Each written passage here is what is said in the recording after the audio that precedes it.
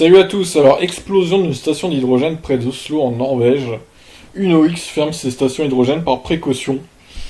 C'était hier le lundi 10 juin 2019 vers 17h30 qu'une explosion s'est produite dans la station hydrogène de Sandvika près d'Oslo en Norvège.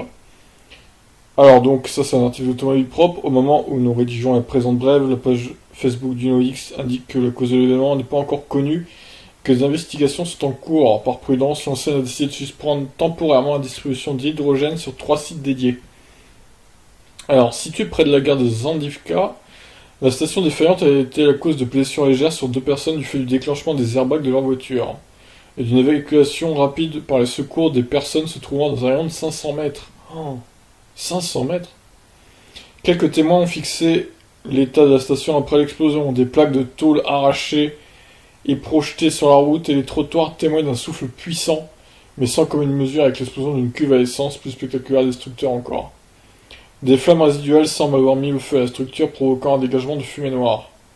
Le dégât modéré laisse à penser que ce ne serait pas un réservoir de stockage qui aurait cédé. Il s'agirait plutôt d'une fuite qui aurait causé un point d'accumulation d'hydrogène. Une étincelle aurait sans doute suffi à provoquer ensuite l'explosion. D'accord, donc oui. Donc en gros, imaginez si c'était un réservoir de stockage qui aurait explosé. Bah là, c'était une explosion sur un rayon de je sais pas combien de kilomètres, quoi. Donc en gros, l'hydrogène, quand ça marche bien, c'est ok, c'est pas trop mal, et encore, bon, on sait tous que c'est très polluant à produire l'hydrogène.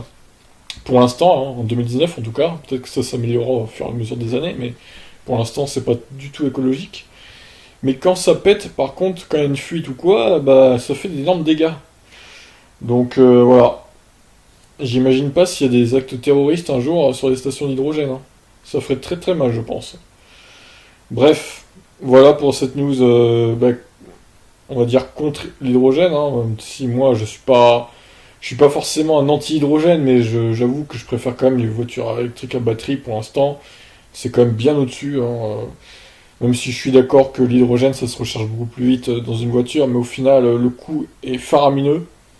C'est 12 euros au 100 km, je crois. À peu de choses près, 11 ou 12 euros.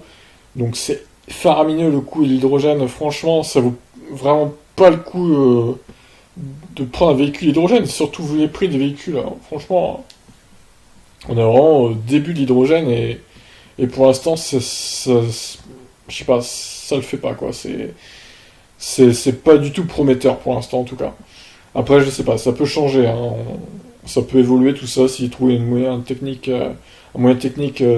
je sais pas, de produire l'hydrogène plus proprement, qui coûte moins cher et tout.